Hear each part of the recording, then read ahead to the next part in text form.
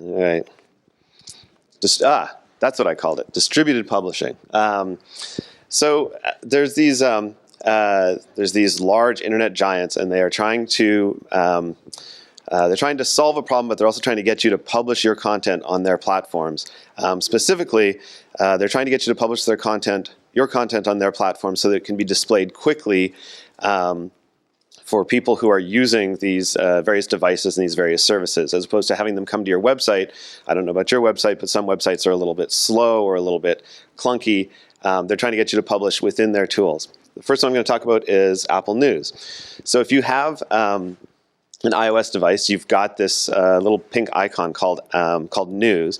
And if you click on it, there's a lot of people who are in there. It's free to get your content into Apple News. They want content to be in there. And the really cool thing about Apple News is that once you've got content in it, you're actually sort of integrated into the device's search functionality. If someone does a search on their device for a word like the name of a contact or something, it's also going to come up and show related news stories that are published through the Apple News formatting system. So this is what an Apple News format story looks like. You have a really large amount of control over it. This is the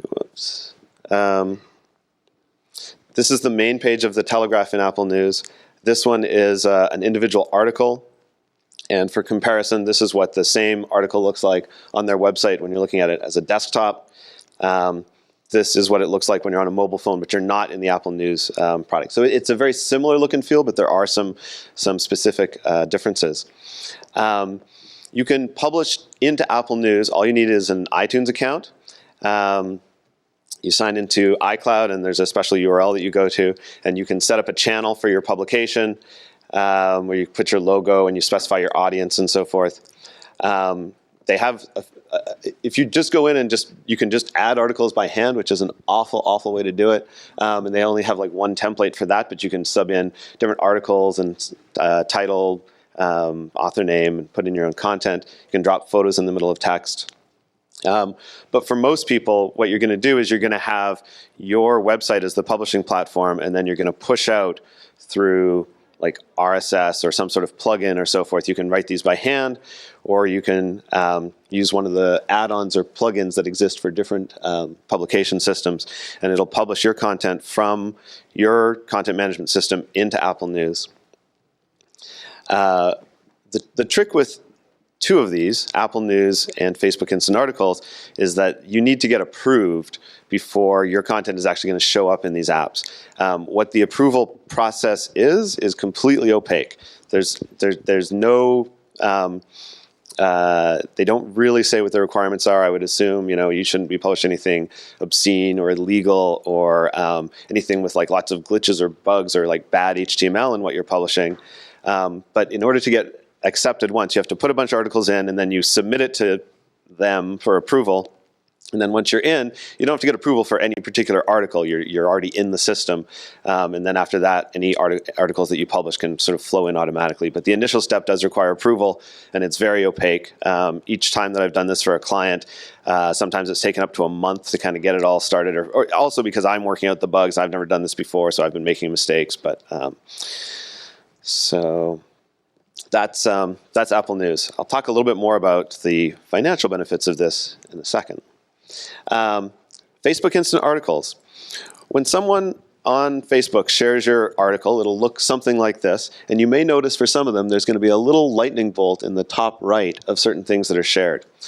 What this means is that the people who have done, the people who are publishing their stories have created a sort of a shadow version of their article within the Facebook system. So kind of like Apple News, where you've got an Apple News version of the article.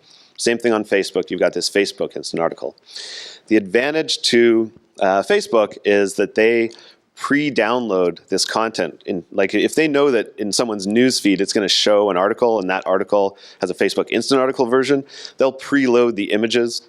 They'll preload the HTML onto the device so that when you click on it, it loads in like a tenth of a second. It's super fast. It uses the Facebook content distribution network to make sure that the content is like really close to the device when it's going to be downloaded.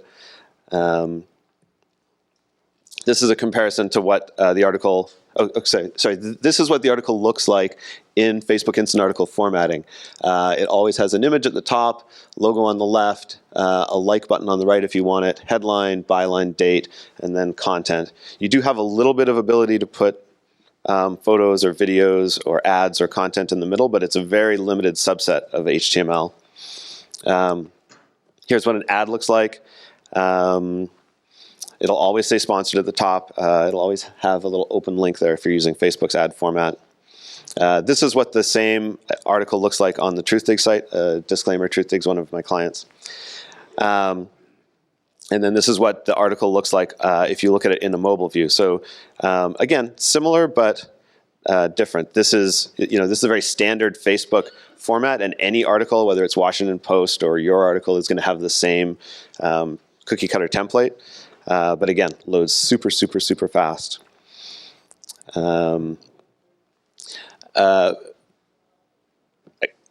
This is the interface on the Facebook side. You need to have a Facebook page to link it to. And there's a bunch of steps that you go through. And again, you need to get it. You need to publish some articles, get your publication approved by Facebook so they go, okay, yeah, you're legit in some sense of the word.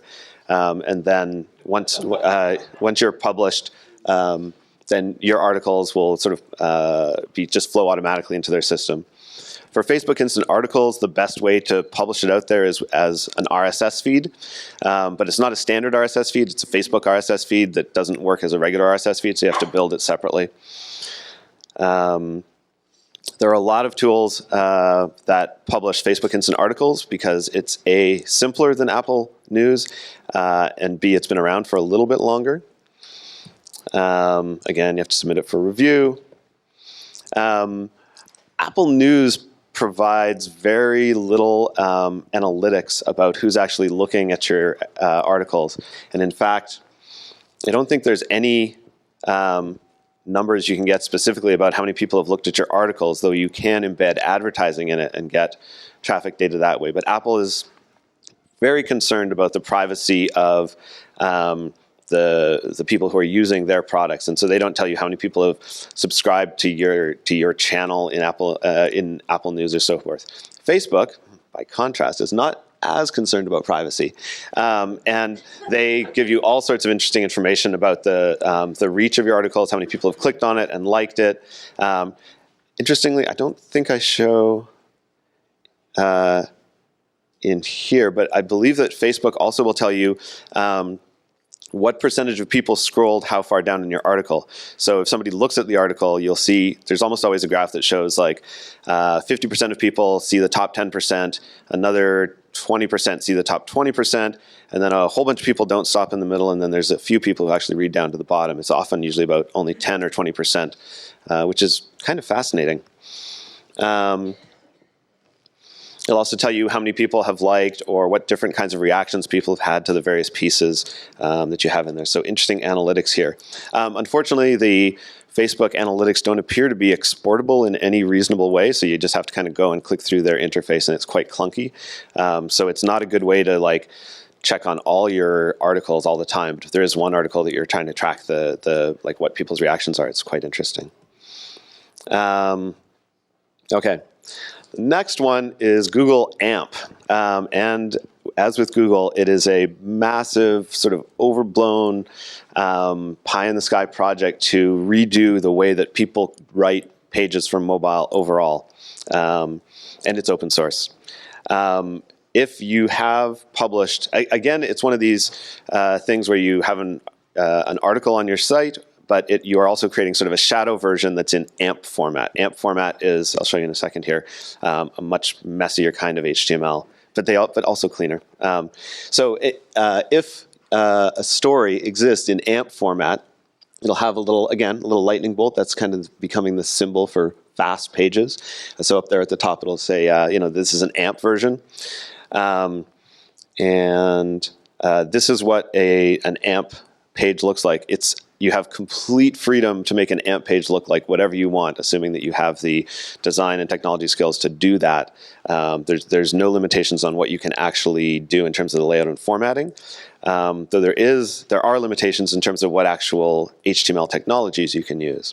So again, this is CBC News. This is an AMP page with an embedded video and an embedded ad. This happens to be a Google ad. This is what the same page looks like on their desktop, and this is what it looks like on a smartphone, but just like the regular page instead of the AMP page. AMP code is hideous to work with as far as I've experienced. And I haven't actually built an AMP page for any of my clients yet.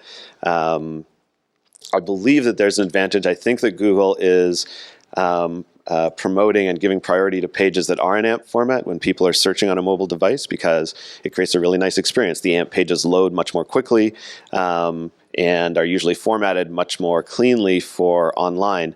So that creates, that makes Google's users feel good because their results are loading quick and accurately and stuff like that.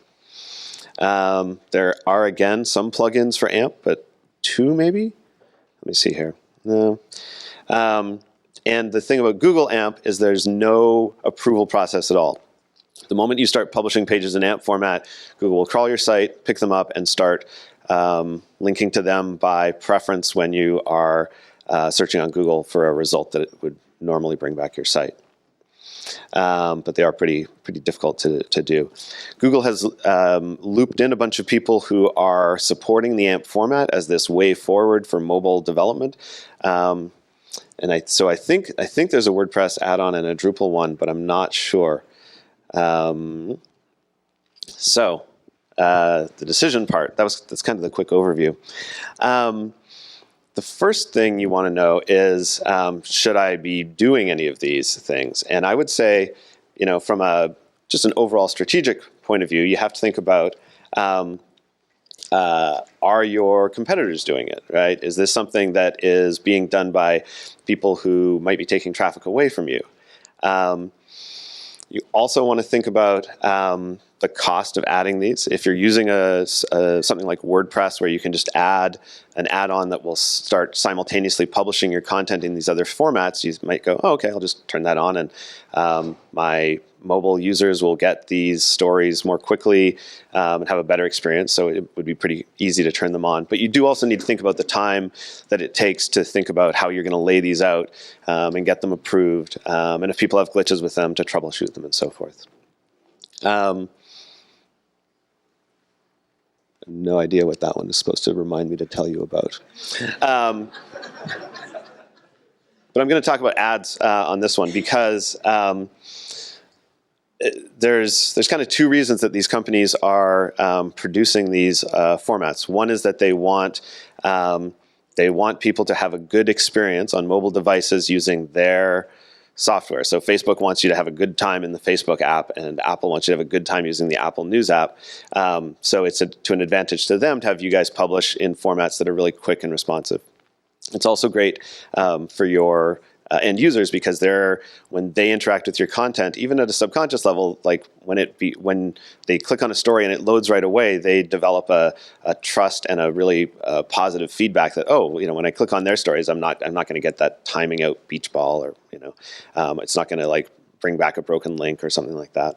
But the other thing is that for Facebook and Apple, they also make it extremely easy to monetize and put ads in your content using their ad intelligent systems. So you can put your own ads in Facebook Instant Articles, and you can put your own ads in Apple News, but you can also just check a box that says, throw some ads in there and give me 70% of the revenue, please. And then they'll advertise in your content. Facebook actually has interesting algorithms that decide where in your content it should put ads and how many it should put in and how to target them and so forth. And then they share that money with you, just right off the bat. You just have to fill in and say where to send the checks to. As a possible revenue stream, they're pretty quick and easy. On the other hand, you don't know who those advertisers are, right?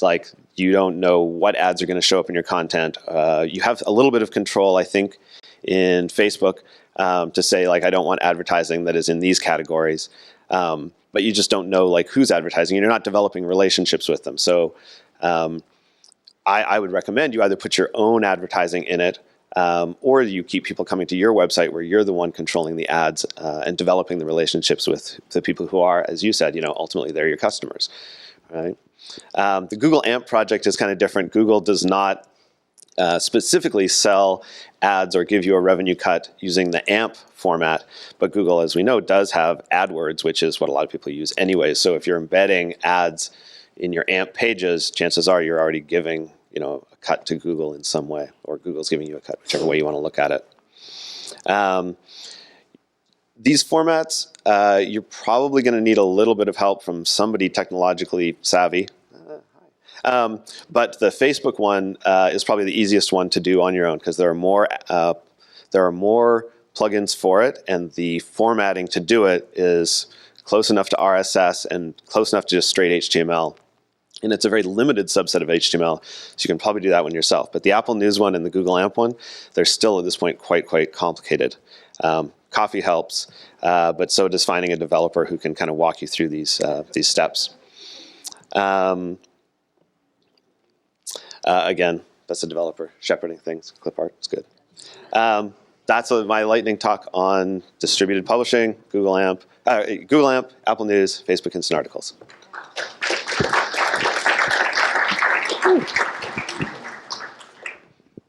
I think we've got time for just a couple of quick questions, if anybody has any on Instant Articles, AMP, Apple News. I've had a heck of a time with Apple News. It's been a complete pain. It picks up stories that are like 3 months old and says they're new. It's Facebook, Apple News specifically, they don't have a very good mechanism for when you publish into Apple News, you then have to store this receipt number and version number and hook it back to your system, so that if you send another one, unless you send it with the same thing, it'll create two versions. We've had some trouble with that. The Apple News format also, you have a huge amount of control over the layout and the look of it.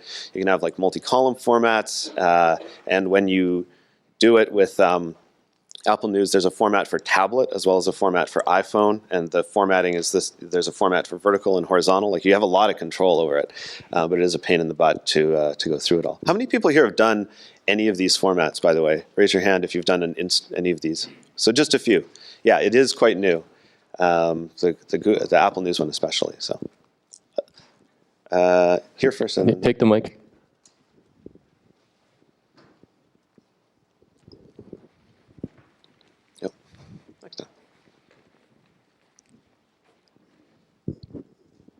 Yeah, for the Facebook Instant Articles, does Facebook sort of favor those over something that you would post manually? And would there be any minus to basically using that plus still posting manually? I'm going to hypothesize that Facebook does favor them slightly, but I haven't seen clear proof of that. And it's not, Facebook doesn't throw things into someone's feed randomly. Facebook puts things in your feed that other people have shared. So if you share an article from Truthdig, not every Truthdig article is in Facebook Instant Article formatting because of some technical reasons. So if I share an article that doesn't have a shadow version, then it just won't have the little lightning bolt. But as far as I know, there's no there's nothing in the Facebook documentation that says, yeah, we totally favor these. You'll get a boost from doing an instant article format. I would expect that they would, though, because they're more likely to get a revenue cut from it, and they're more likely to have people have a positive experience from it. The real advantage then for us in this, is it just speed of loading, or is it the ad revenue that you get from it? I would say that the advantage that you get is speed of loading, and in certain cases, I actually prefer the Facebook Instant Article format. It's it's a clean, elegant design. They've put a lot of time in. You're limited to just a couple font choices. You're limited to a couple formatting choices. You can't mess with line heights. It's very readable. It's the expertise of a lot of really smart mobile people creating a really nice article template. On the revenue side, it could be a big advantage on the revenue side if you're not already monetizing that. If you're already getting enough, or the So if you're already getting revenue from mobile through the advertising that you're doing, it's not really going to change that. So it's more the speed. But I shouldn't skip over the fact that at a subconscious level, if people click on your content and it loads really fast over and over, they're going to do it more often. And it only takes a few times of like clicking on an article from a source and it kind of bogs down or times out or has a bunch of clutter and a header and that sort of stuff. It's the autoplay video and the 5 modal windows and everything that kills me. Yeah, Amazon did a study that says like for every 1/10 of a second that it takes for somebody to click to another page, there's a drop off of, I'll make up the number, it's like 1% drop off in the amount of people who will click to that page. So, speed really matters, and especially on a mobile device, especially when you're driving. One more question from Gary. Sorry. Here, yeah. Do we retain copyright, or is there something freaky buried in the terms for Facebook? There's definitely nothing in the terms about ownership or reusage that you're giving up when you do it that way. From a legal point of view, you're not giving them content in any way. It is a little bit, as you say, it's a little more tricky if you need to make a correction or edit it. You want to make sure that like your changes get pushed through, but that's important anyways. So. One more quick one. Yeah. I'm Carol Robidoux. I'm from New Hampshire, Manchester Inklink. So this feels like, the opposite of everything I've been trying to do for 2 years, which is bring traffic to my site and get ads on my page that are local, that are relatable to the readers. And the speed and all of that, that seems like if I can figure out a way somehow to do that, to make my site more user-friendly, then it competes with this. But if I decide to publish directly to Facebook or something like that, I'm basically giving up all of those things, which are, numbers, clicks, analytics for my site. I'm giving all of that to Facebook, and Facebook makes me look good because my stories load quickly. But I already sense, and I'm sure maybe others do too, a lot of times when, your followers readers on Facebook are sharing your stories, they don't even often get the fact that you're a news site. They just think they saw a story on Facebook. I saw a story on Facebook. It's a balancing act, trying to bring people to your site and reinforce your brand, and chasing after the audience and going where they are. You don't necessarily need to put everything on, say, Facebook Instant Articles. You can pick and choose which ones would go. Yeah, and if somebody shares an article from your site that doesn't have a Facebook Instant Article version, they're going to come to your site. I do think that this is a little bit of a bargain with the devil in certain senses, because, as you pointed out, what if Facebook decides they're only going to put things in people's feed that are Facebook Instant Articles? Or what if they decide that they're going to de-emphasize that? Or what if they decide that they want to change the way that the formatting is? Like you're absolutely giving up control in exchange for hopefully more traffic and possibly more revenue. And so it is a sort of a trade-off that you need to consider. As far as the analytics go, you can track views on Facebook Instant Articles within your Google Analytics, so it's not going to create any difference in terms of page views. Apple News, you're not able to track the analytics as much. Google AMP, of course, you can track it. Okay. Thank you. Thanks very much, Travis. I'm sure there are more questions. Yeah, The conversation on this will talking if you continue, have but we've any- got more any speakers further waiting in the questions. wings. So thank you very, very much. Can you bring up the slideshow? And our next speaker is Carmaine Means, who is a video journalist here in Chicago, Emmy-nominated photojournalist with CBS News, and an instructor in photojournalism here at Columbia College, Chicago. And she's going to talk a little bit about what the heck's going on with drones. Hello. How are you guys doing? Great. Let me get up here. I'm going to show you some videos. Can we use this at all? Yeah. Do you want to bring something up? Yeah.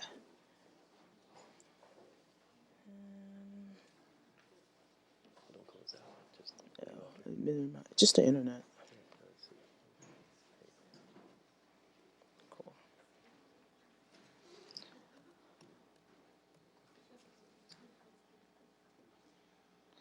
I'm going to show you guys some clips. I'm here to talk about droning in journalism, which is myself being a photojournalist is something that has been swirling around in our newsroom for at least the past year.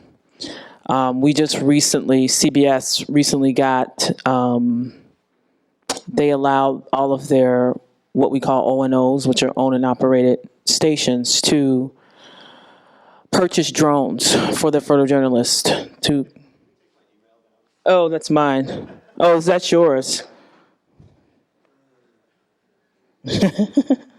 We don't want to see that. Let's see. Should I remove your account from here? You're okay?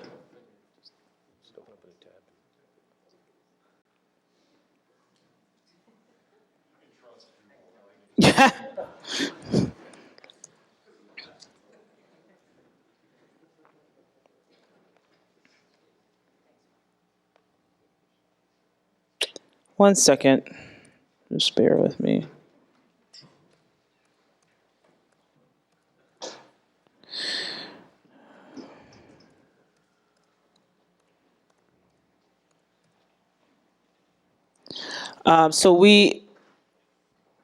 There are 2 photographers in New York who were recently licensed for CBS through what's called a Part 107 license, which allows you to legally, for commercial use, fly drones.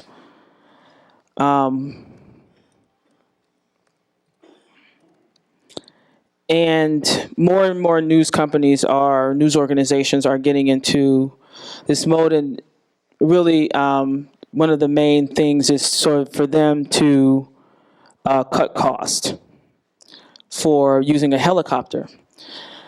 CBS probably between all of their O's and O&Os spends millions of dollars a year hiring or having helicopters. Here in Chicago, we actually share, we had our own helicopter, but now we share with Fox, WFLD, to split the cost. And now with the camera imagery being as what it is on the drones and how it's 4K and the imagery is pretty amazing. So I think in the long run, I'm pretty sure that that's one of their main goals is to do. Right now, there are a lot of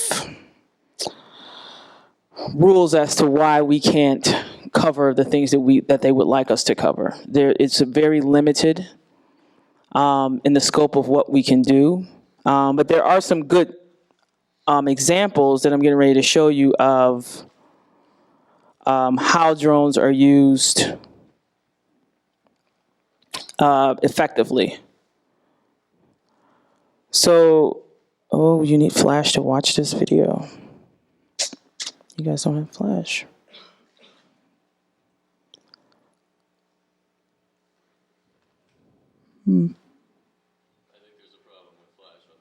There is.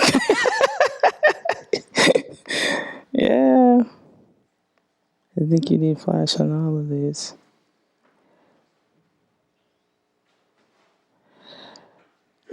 So, let me close this out.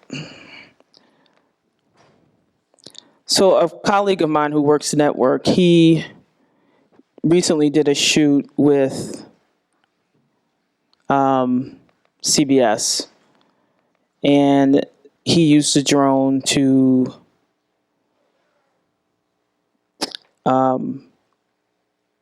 tell his story, and as a tool to tell his story. This is a drone shot.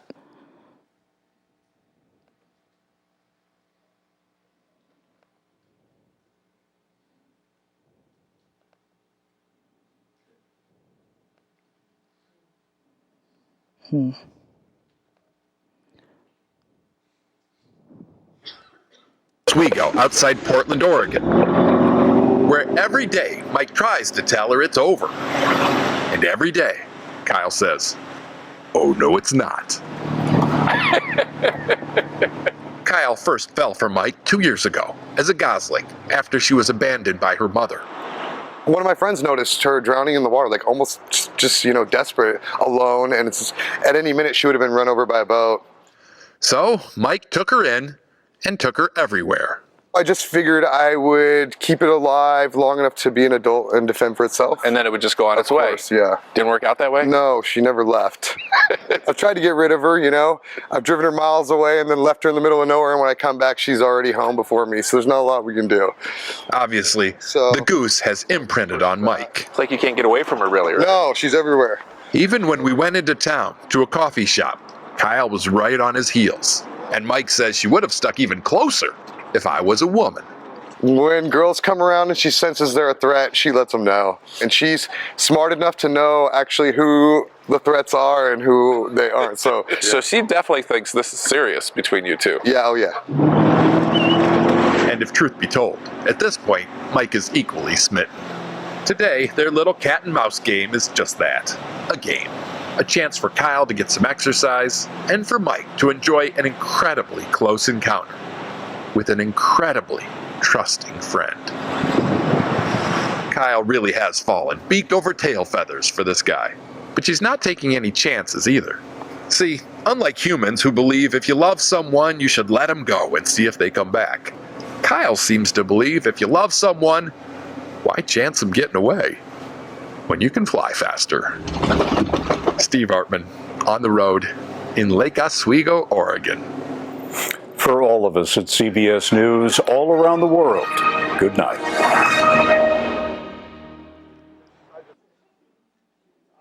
So that was a prime example of how drones can effectively be used today. I know that a lot of news organizations, they want to, what the heck is this?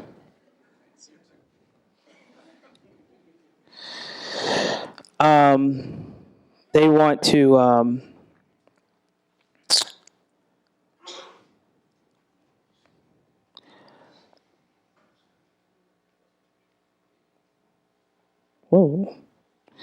they want to use it for breaking news, and as of right now, we can't use it for fires. We can't use them for a murder scene. We can't use them as a replacement to helicopters.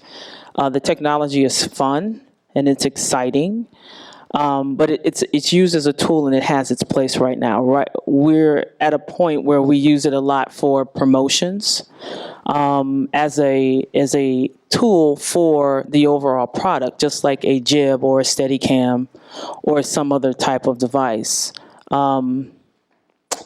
The FAA is not, they really have buckled down on how the tool is used because of a huge safety issue right now. So we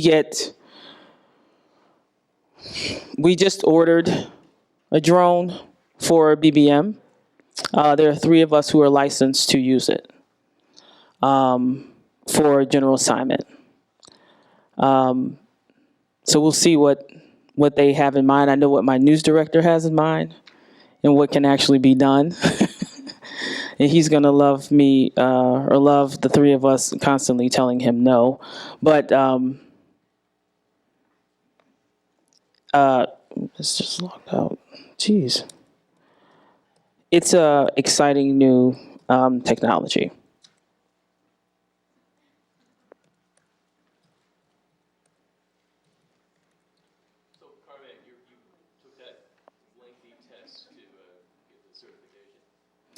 I did.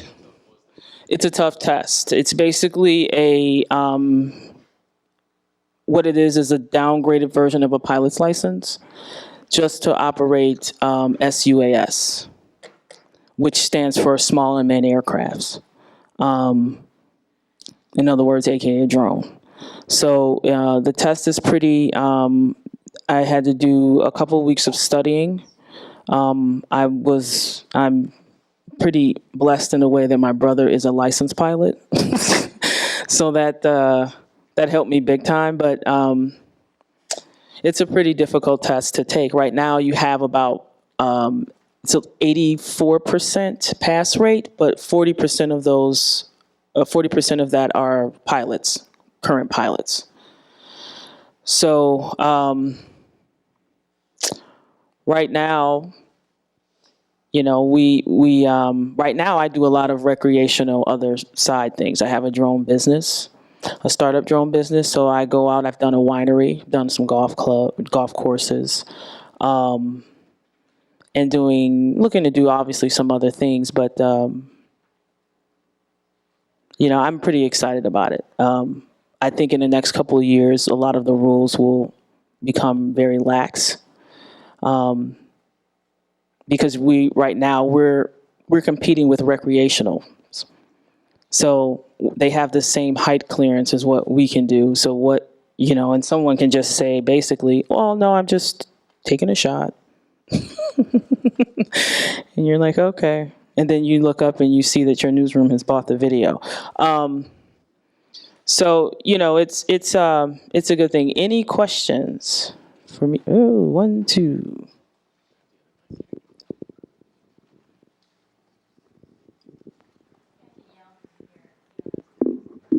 But the people on the video won't be able to hear you, so.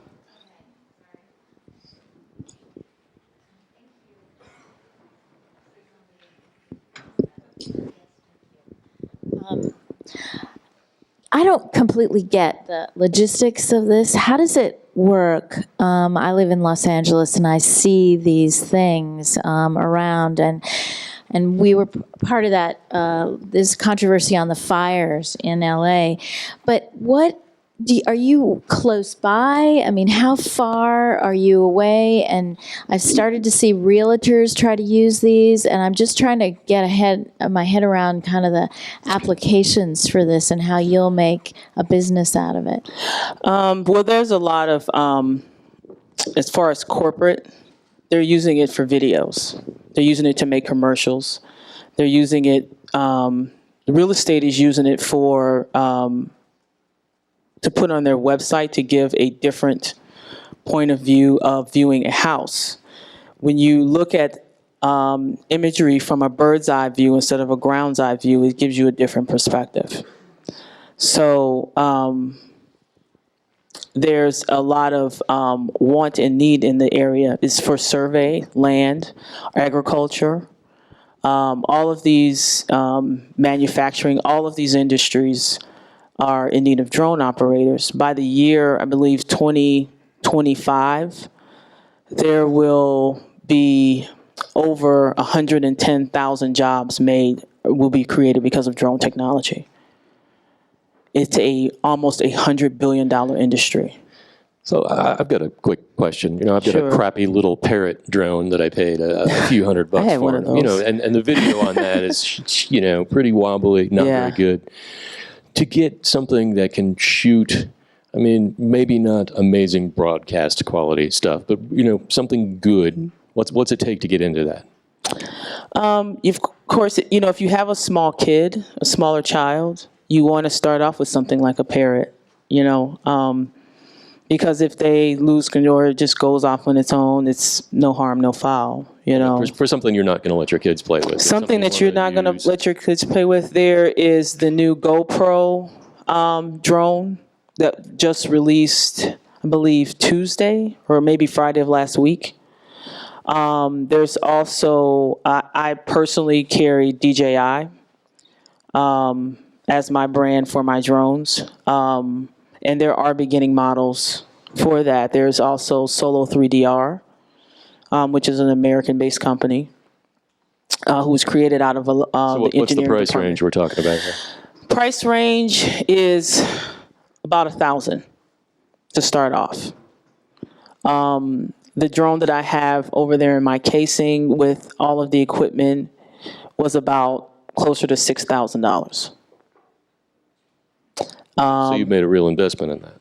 Yes. So I have and mind you, the $1,000 is just for the copter itself, the copter and the controller.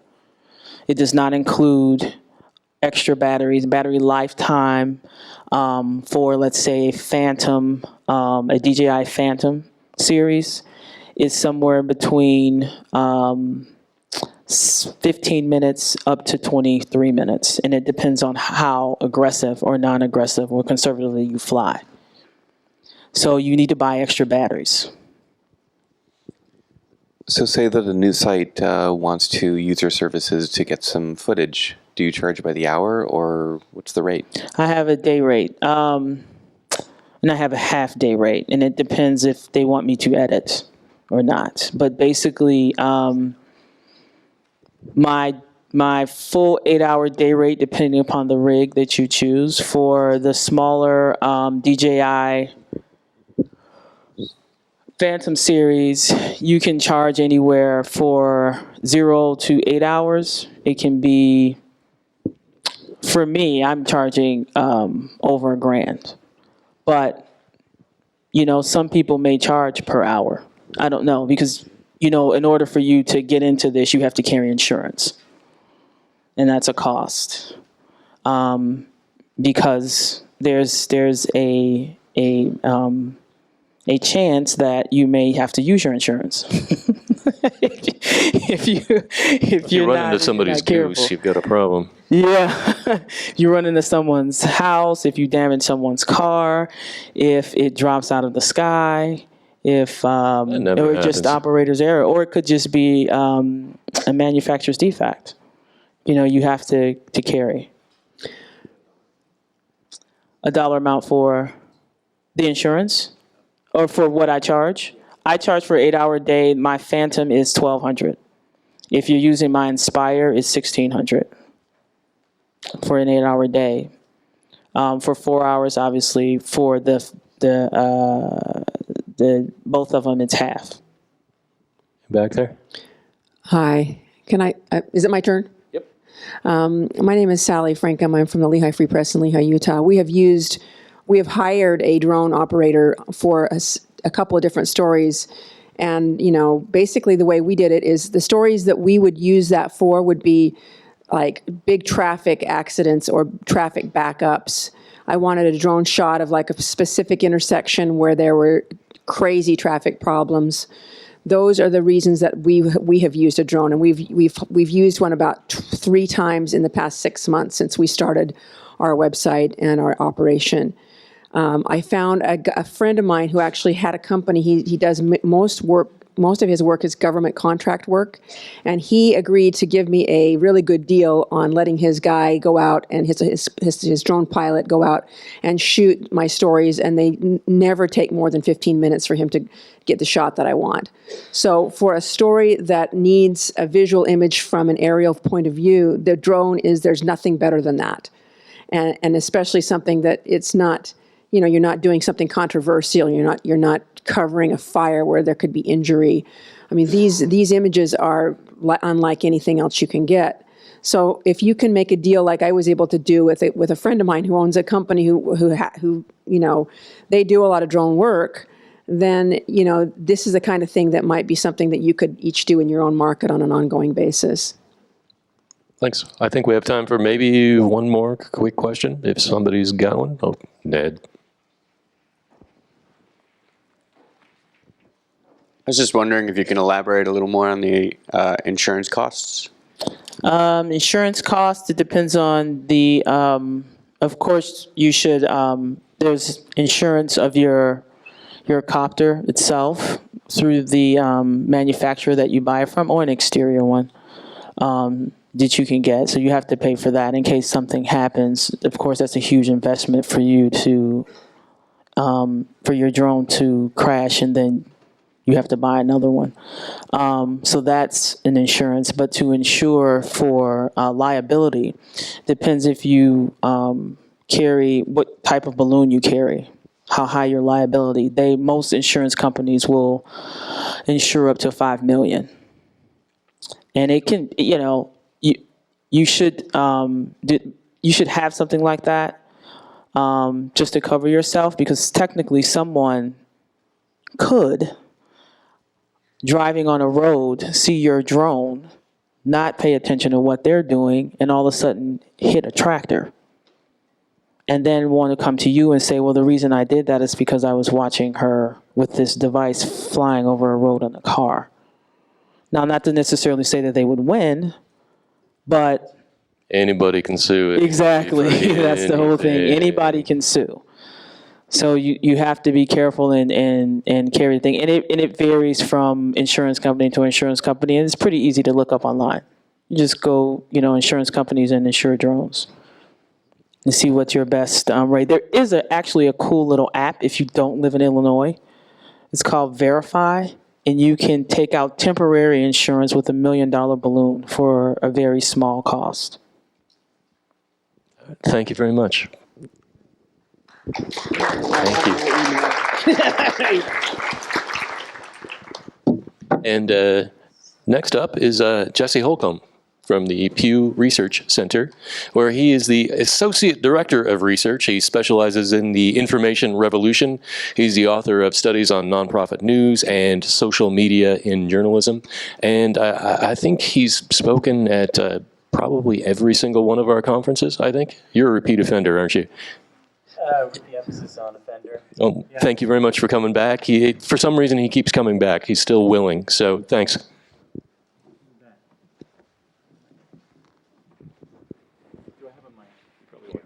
Yeah. Hi, everyone. Thank you for having me back.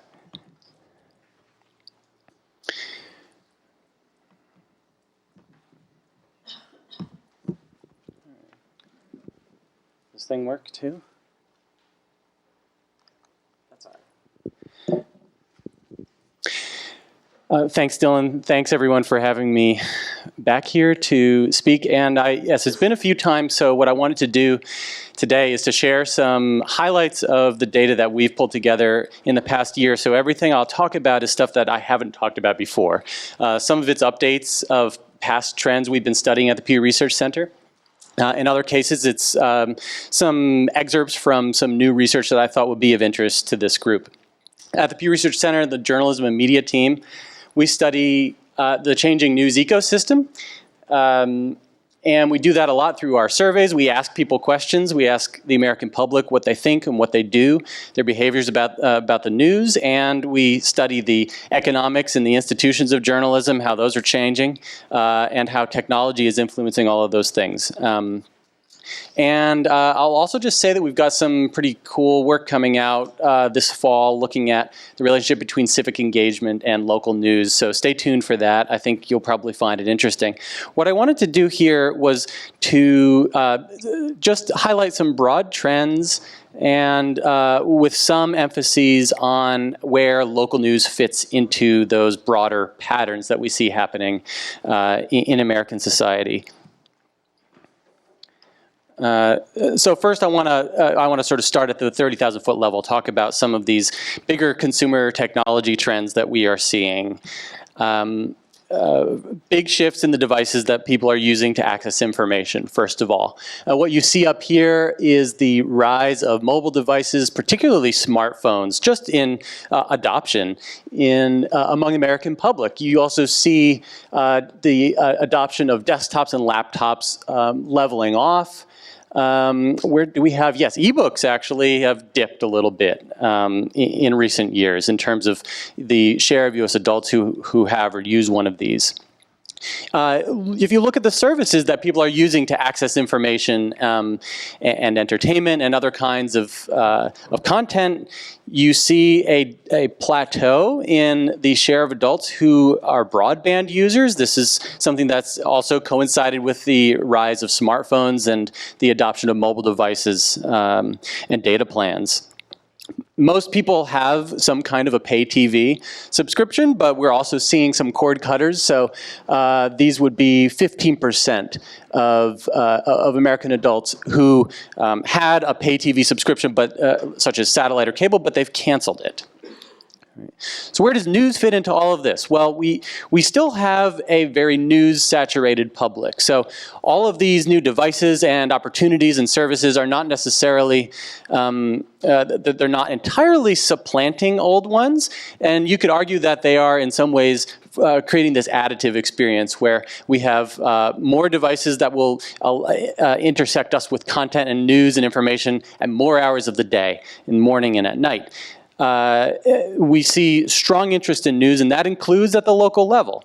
And as we found in surveys in past years, generally you see at least a little bit more interest in local community news than you do, say, in what's happening in Europe or the Middle East. And that's a pattern that we've seen a lot with American publics over the past number of years that we've been tracking this stuff. When you look at the kinds of topics that people say that they follow, there you see people and events in your own community as sort of fitting in somewhere roughly in the middle of that range of topics that people are paying attention to, with government, politics, and crime right up there. The pathways that people get to the news, these are largely screen-driven. So I was talking about some general usage trends in technology before. Now I'm going to talk about how people use these technologies today to access news and information. So TV is still really this dominant and very persistent and stable source of news for a lot of people. We find that a majority of U.S. adults say that they often get news from television, whether that's local TV, cable, or network. But digital sources are clearly becoming a larger and larger part of people's news diet and their pathway to news. There you see print down there toward the bottom, which probably isn't a surprise to much of you. Social media, of course. So we've talked a lot about this. I've talked a lot about this. The emergence of the social web as a key source of news. Here we have about nearly half of U.S. adults who just say that they get news on Facebook. And that's not to mention people who also get news on from YouTube or Twitter, even Snapchat. You see a few people who are getting news on Snapchat. Not all that many, though, for all the hype, at least on my Twitter feed, about news and Snapchat.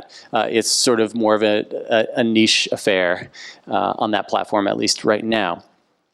We also, this I thought was kind of interesting, we asked people whether they prefer to read news or whether they prefer to watch or listen to news. And what we found when we asked people about their sort of platform preferences there, we found that people who prefer to watch news still prefer the television set as their way of watching news. But people who prefer to read the news have in many ways migrated over to the web. So this is where you see this big migration from print to the web. So in other words, again, it's this sort of staying power of television. People still prefer that box in the living room if they are a watcher rather than a reader or a listener. Again, I've talked about broader mobile trends, but here when it comes to news, we find a majority of U.S. adults who say they get news on some mobile device. So it's a pretty striking amount of growth in a short period of time. That's about 7 in 10 U.S. adults who say that. All of these, of course, coincide with and in some ways exacerbate some of the challenges facing traditional publishers and in many ways lots of publishers, all kinds of publishers. We publish our annual State of the News Media Address where we study some of these trends in the economics of news. And this past year was a particularly rough year for the newspaper industry. Circulation down 7%, ad revenues down 8%. Overall newsroom employment down 10%. These are all in the most recent year available for data. It's some of the sharpest declines in newsroom workforce that we've seen since 2009. So a real acceleration of some of the challenges faced by newspaper newsrooms. We've also studied some of the journalistic implications of these structural squeezes on publishers. And just one example of what you see happening and the effect on local communities of these challenges, this is just one example, is the decline of Washington correspondents reporting back to local communities. And indeed, there are some states in the United States that do not have a full-time Washington correspondent who's keeping track of what's happening on Capitol Hill, who's following around their members of Congress. And that's a pretty steep decline because that was a job once really held by these newspaper reporters. And there are some that are trying to fill those gaps, but it's not necessarily making up for what was lost. Television on the business side, revenue continues to be pretty strong for cable, for network, and even for local. Some of the local television revenues are cyclical due to election cycles, but the business model still is pretty robust. Of course, audience disruption is likely to come in many ways, especially if you look at some of the generational shifts. The fact that so few young Americans are watching television news, including local television news. And of course, we've seen a lot of consolidation that has continued over recent years in the television realm as well. On the digital advertising side, at large, of course, it's a growing business, but it's unevenly distributed. Companies like Facebook and such are really sucking the oxygen out of the room when it comes to just the sheer scale of that. We've come to see, I was talking about the Washington correspondence, and you do start to see some evidence that digital publishers are filling some of the places that traditional publishers had once occupied. You see it on Capitol Hill too, where, in the space of about 5 years, about 100 additional reporters for digital native publishers are now filling the halls of Congress. They have bureaus in Washington. And conversely, you see newspaper reporters on the Hill going from around 800 back in the 90s to fewer than 600 in 2014. Now, when it comes to digital publishing and hiring and jobs, there's been a lot of talk about whether there's a sort of a chill in the air when it comes to the viability of some of these scaled, larger national news publishers. Alex Williams in Columbia Journalism Review, who was actually a former Google Fellow of ours and PhD student at Annenberg, published some interesting data looking at labor statistics just this past week about what may be a plateau in the number of staff at digital news publishers in the U.S. So it's interesting. It's a trend that I think we probably want to be paying attention to as well.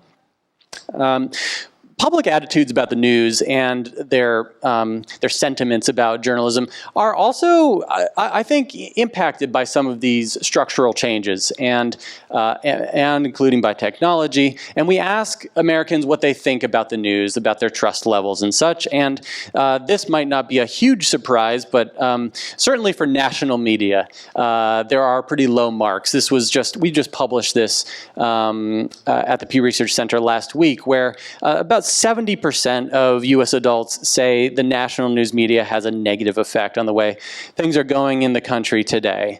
So that's actually, that's worse than corporations. Now, when you sort of dive into some of these questions around media trust, there are some distinctions, and you find that, for instance, people are more inclined to say that they trust the information they get from certain news organizations, including local news organizations, than, say, social media. But the share overall who say they have a lot of trust in these news organizations is pretty low. Nevertheless, about 75%, 3/4 of U.S. adults think that the local news media do a pretty good job. They do fairly well or very well in keeping them informed about the local stories of the day.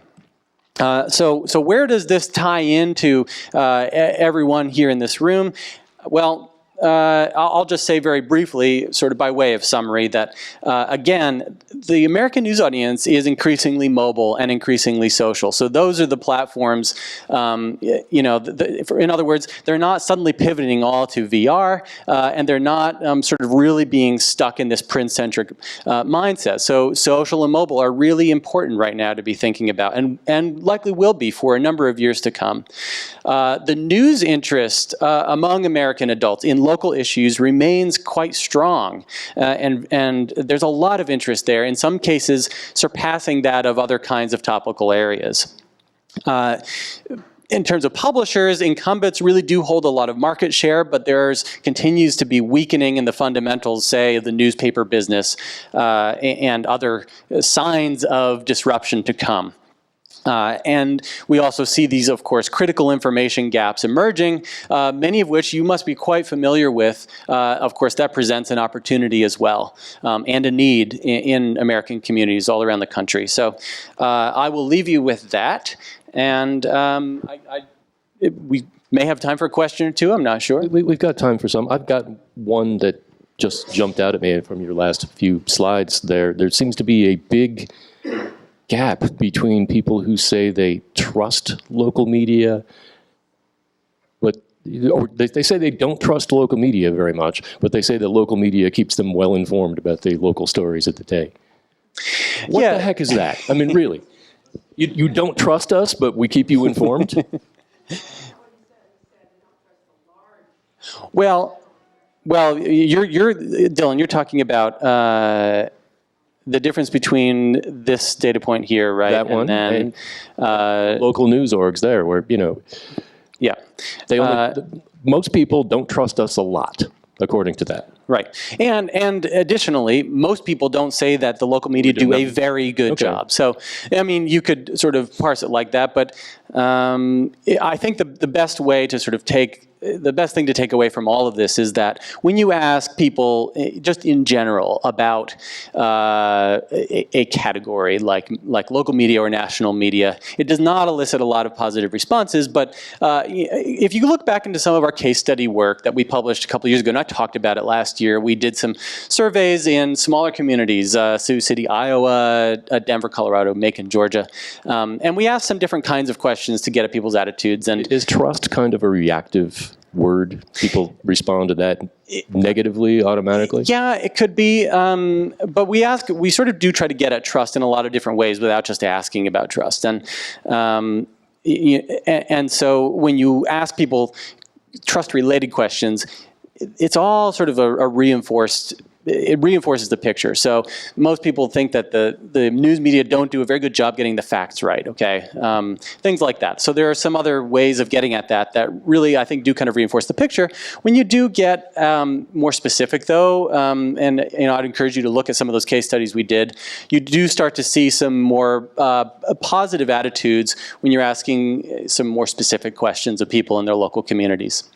Jesse, are you doing any research into the reporting ranks that are covering state capitals, not Capitol Hill, not U.S. Capitol? In terms of just the rank file state house reporters, how many there are, how that's changing? Yeah. We have an update. We did, publish that report on that a couple of years ago.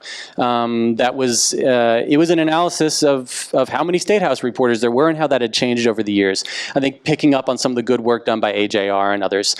We have not updated that work yet, but we get a lot of questions about it. I think it'd be particularly interesting to see how that's changing if there's sort of any kind of like a Politico model that gets filtered out at the state level. So thanks for asking. I mean, it seems like an addendum to that would be how many state house reporters, how many legacy state house reporters are replaced by digital or native. Right. Yeah, I should have this in my head, but I seem to think that we may have tried to at least touch on that in our 2014 report, but I'll have to check. But I mean, yes, it's an obvious analog to the work that we did looking at the Washington correspondence as well. One of your early slides mentioned local news and then went into a breakdown of what people were paying attention to in the news. Politics and government at the top, then crime, then health. Was that a breakdown of what people were looking at in local news? I'm not sure what local health. No, that wasn't a local specific survey question. That was a general question. We don't have. I mean, in probably looking back a few years. And if you look in our case studies as well, again, those are not national trends, sort of nationally representative surveys, but this was our report from about a year and a half ago, Local News in a Digital Age, and we asked it of specific and different kinds of communities. And there, in that report, we did ask about specific topics in their own community, and those were sort of case study specific. Crime still is up there pretty high, if I'm recalling correctly. Jesse, Tracy Powell with All Digitocracy and the Democracy Fund. So when it comes to trust, we tend to trust our friends and family, right? So we'll share stories that our friends and our family members share with us.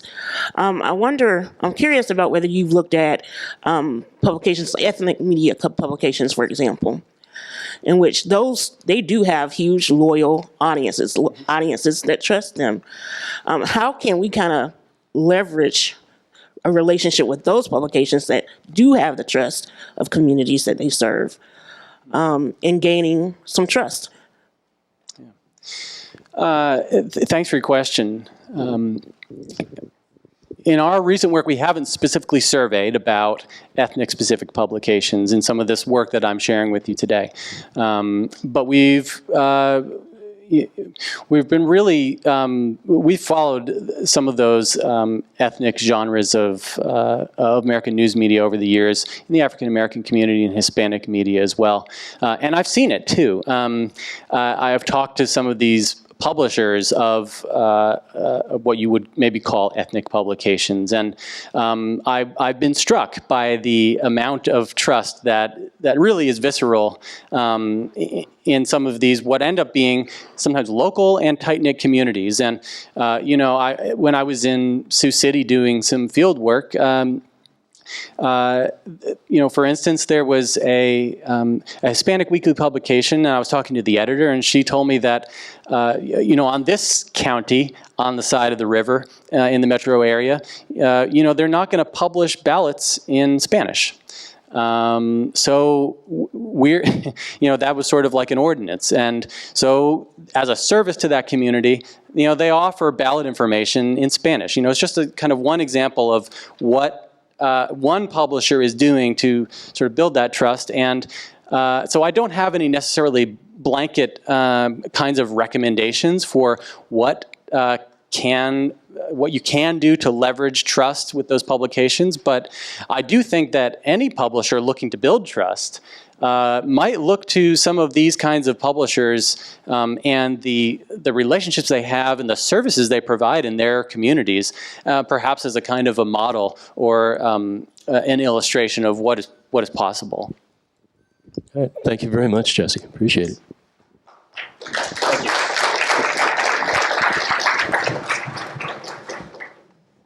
And up next, we have a couple of good friends of Lion from Montclair State University.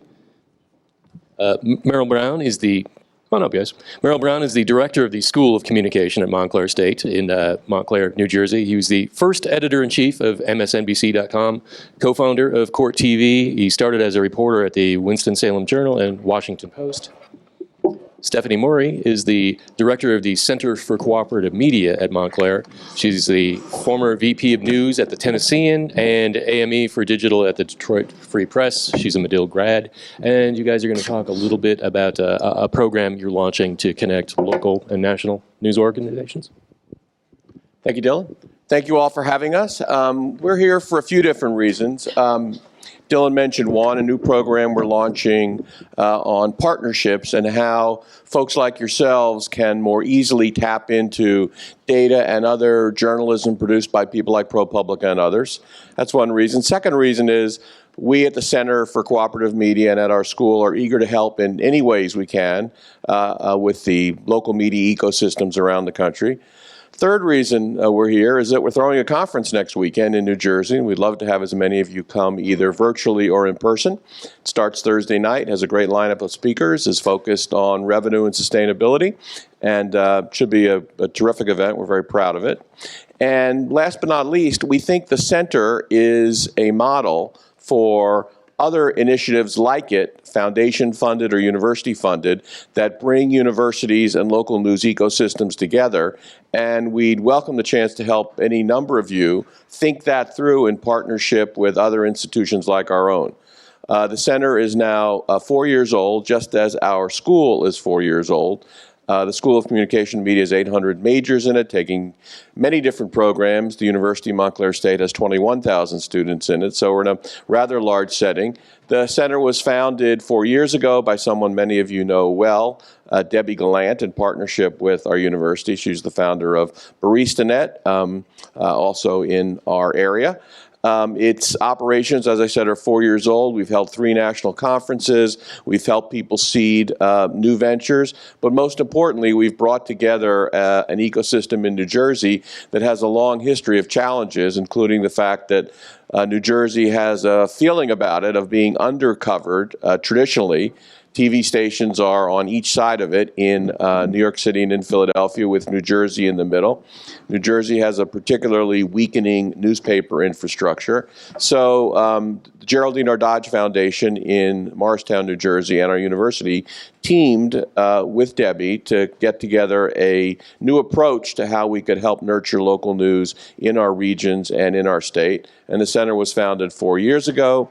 Stephanie, to my left, is its third director. She's been with us since the spring. We have an enormous number of important initiatives in the pipeline and that we're working on this year, including our conference, which I'll mention again is next weekend. She'll also be here to solicit your ideas throughout the conference. I, unfortunately, have to leave because a principal reason I'm in town is to go to the wedding of the daughter of my wife's best friend.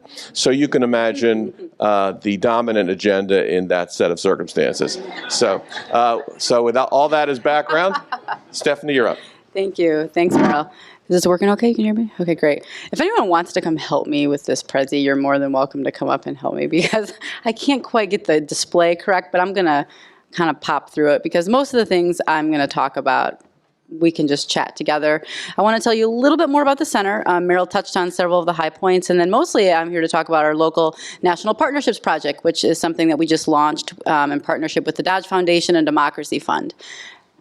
You want to try? So as Meryl mentioned, the Center for Cooperative Media, we are based in New Jersey. We're a grant-funded program of the School of Communication and Media at Montclair State, supported by Knight, Democracy Fund, and of course the Dodge Foundation. And we're very similar in a lot of ways to the Lion Publishers Group, which is part of the reason why we're here and part of the reason why I'm here to learn from you. We support hyper-local, small and medium-sized independent publishers in the state of New Jersey. That's our primary base of partners, and many of them are members of Lion as well. And several of the programs that are some of our key programs are things that mesh well with things that you're working on too. So I think it's important for you to know a little bit about what we do. And let's see if it works. That's fine if it doesn't. So some of the current projects that we're working on, and then I'm going to move to the local national partnerships project. We do, our biggest project is running the New Jersey News Commons, and that's something hopefully some of you in the room know about and you've heard about before.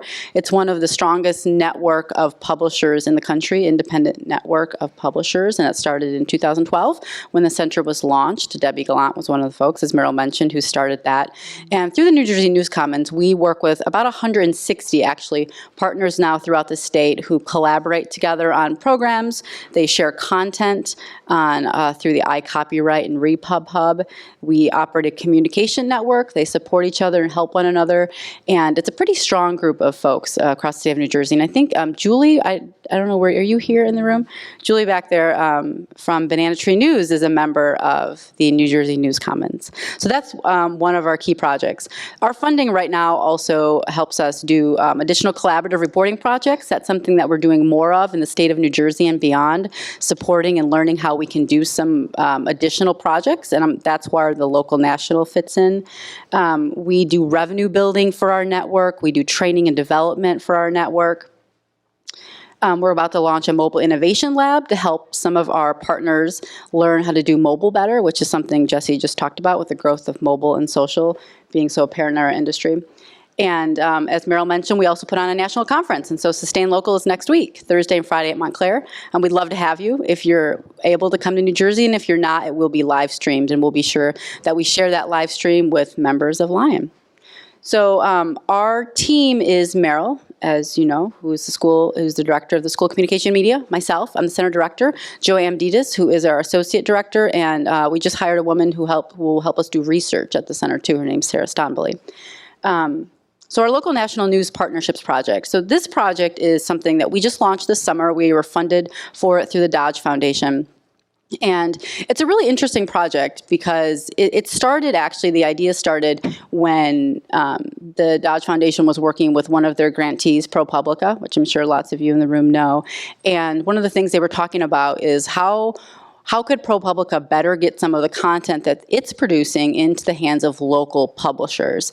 And as they talked through how to do that, the idea developed that perhaps they look at that project as a separate project and experiment with it in the state of New Jersey. And I'm condensing a lot of other discussion that happened, but that's how it came to us. And we, of course, wanted to help, and we have the network in New Jersey that we already work with, so it's a good experimenting ground. The state of New Jersey, especially when it comes to small and medium-sized publishers, has been a very fertile ground for experimentation and for innovation in news. So we took on the project, and we just recently announced the hiring of Tim Griggs to run the project for us. He is formerly of the Texas Tribune and the New York Times. And this project will use the model of ProPublica and also look at other models like ProPublica, the Center for Investigative Reporting, other things that folks like the Texas Tribune have done in trying to get the content that they're producing into the hands of local news outlets. Because as we all know, running our businesses takes a lot of bandwidth, and there are capacity issues with how much time we have to devote to perhaps localizing national content, or even having the time to know that that national content exists and that it might actually pertain to your specific area of interest or your neck of the woods. And so Tim's going to look at the different places that this work has been done before. I mean, we're all familiar with localizing a national story, but he's going to look at places who have done it, who have studied it in the past. He's going to talk to organizations that want to get more of their content into local news organizations. I would also use Chalkbeat as an example. They're an education nonprofit that's expanding across the country. Inside Climate News. CIR has done some specific investigation into how this has and has not worked for them. So he's going to take a lot of that data together and work on a program to see how it works if we do something that's very sustained and focused for a year to try to get some of this national content into the hands of local news organizations, and then hopefully come out on the other side with some best practices and different ways that we can continue the program, or how we can modify it so that it works going forward. So that's a little bit about that program and a little bit about the center. You have any questions? Anything anyone wants to know? Can I help you? Take that one.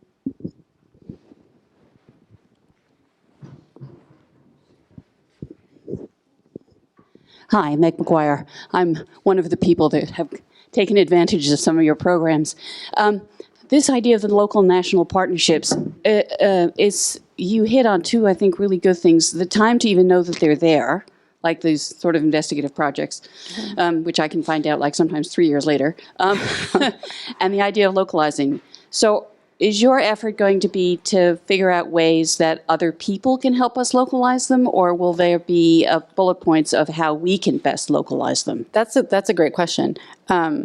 Channeling Tim, I think how we would answer that is that's something that we have to look at and find out. Because if the folks who work, because we're going to experiment in New Jersey, and if the folks who we experiment in New Jersey say, now that I know this exists, I'm interested in it, but I don't have time, then we'll say, okay, so we need to figure out how is that helping you find funding to hire someone to write it for you?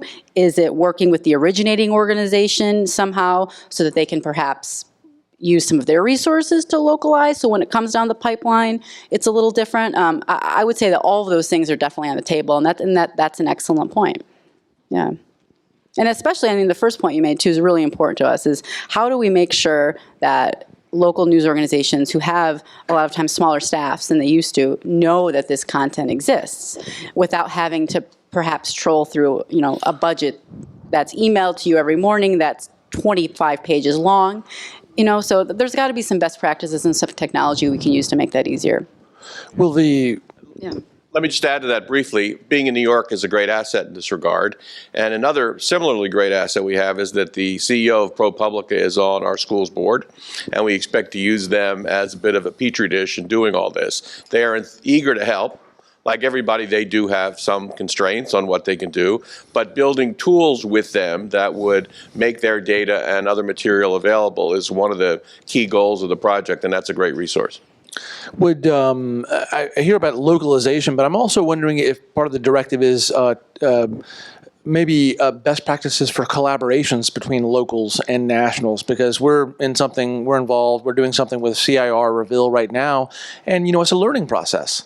And so that would be helpful to have a best practices on how to, product design, how do you track a product all the way, cultures, meshing together, that kind of stuff. You're spot on. So right. And we've worked with CIR on a couple of projects in New Jersey, and I'm meeting with them next week to launch our next one for 2017.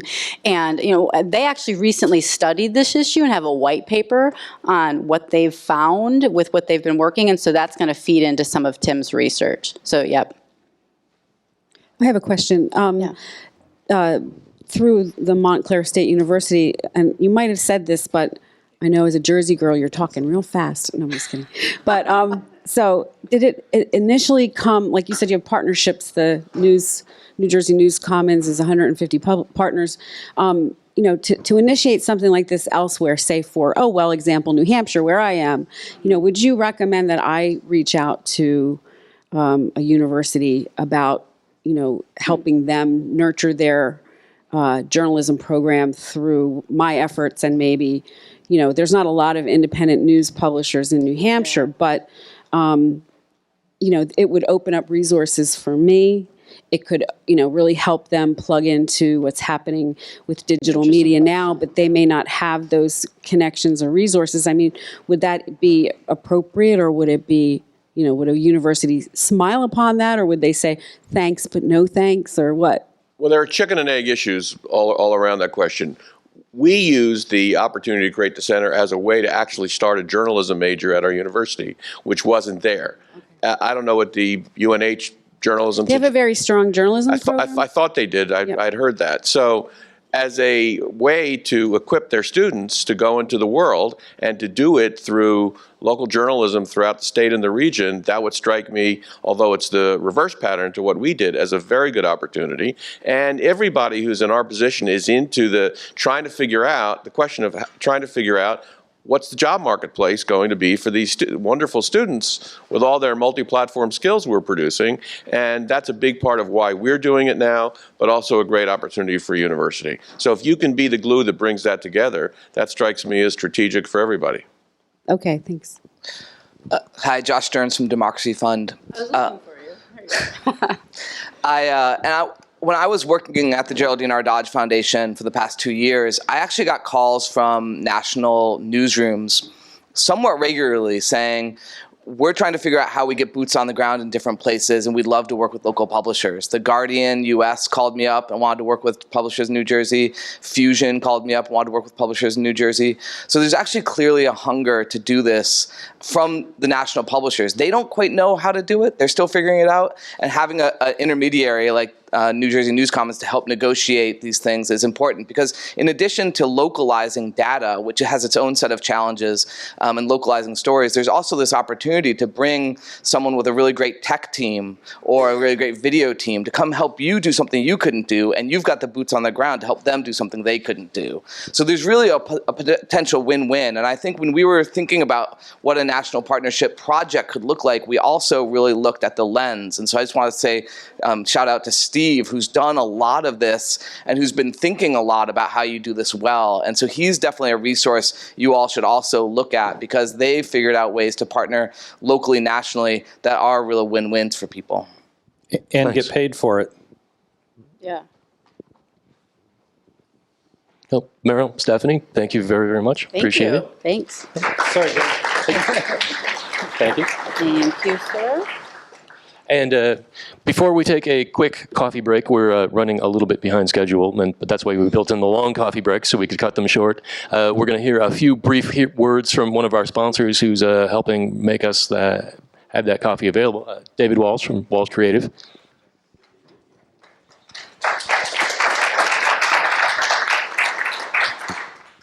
Hello. This one's not staticky like last night. So can I ask real quick, who's on WordPress? So a lot of you. So, I'm a WordPress developer. Company's called Walsh Creative. We're unlike other developers in that, one, we're really reliable, and two, we believe in helping publishers grow. So we not only want to hear from you and stuff that you want to fix or change on your website, like moving ad zones around or moving buttons, changing colors, but we always ask when we start working with someone that they give us like a wish list of stuff that they wish they could accomplish on their site, but they don't necessarily know how to do it. And then we strategize with the publisher and figure out how to get it done, how to space things out so it's cost effective. No, I don't have anything up here. So, so that's a difference about us. What I like is that we work with a lot of publishers, and you guys all know each other. So, we gladly supply references and can give you countless sites and projects that we've taken on and have helped publishers to expand their business, to help increase ad revenue, to grow and build features that they never thought they could afford or never thought could be possible, and we help make that happen. That's me on the bottom. So a couple things. We work a lot with Broad Street, Kenny over at Broad Street. So I'm curious, who has the problem of they're on their website, they have the sidebar with all their ad zones on the sidebar, and then you go to mobile and it shows 5 ads and then all your stories. Or it shows all your stories and all your ads at the bottom, but they're all bunched up. So we constantly hear about that problem. So we're talking this morning, Kenny and John at Broad Street and myself, and we came up with an idea of how to solve that problem. So it's going to be we don't have a good name for it yet, so responsive alternate ad zones. So you have your story, you have your sidebar, it'll look the same as it is now on your desktop. But when you go on mobile, you'll be able to choose alternate ad zones. So you'll look at your police and fire, and you'll have an ad, maybe a couple stories, and another ad, and they'll interject within. So it's not just ad story, you're not bombarding. So we're building that feature, and Broad Street has a history of building features at the conference. So the idea is to build it here while we're here this weekend and demo it tomorrow. So I told Kenny, I said, once I announce it, you have to do it. So that's the idea. We're going to use Joy Purcell's site, nowhabersham.com, she doesn't know that, but I just told her. So we're going to use it to demo. And so I'm available. I have some cards with testimonials. I'm happy to be here. I'm not a pushy salesman. I'm not really a good salesman. So, just come talk to me. Some incentive to come talk to us. So we're Broad Street and Walsh Creative. We brought an iPad Air 2 with us, a brand new one. So we're going to raffle it off to someone tomorrow. So if you come talk to us, we'll give you a raffle ticket. It'll enter you to win an iPad, brand new. And if you sign up for either of our services, we're both running a conference special. So if you sign up, you get 5 raffle tickets. So that's it. Thanks. Thank you. Thanks. And so let's take a quick coffee break, everybody. Thank you.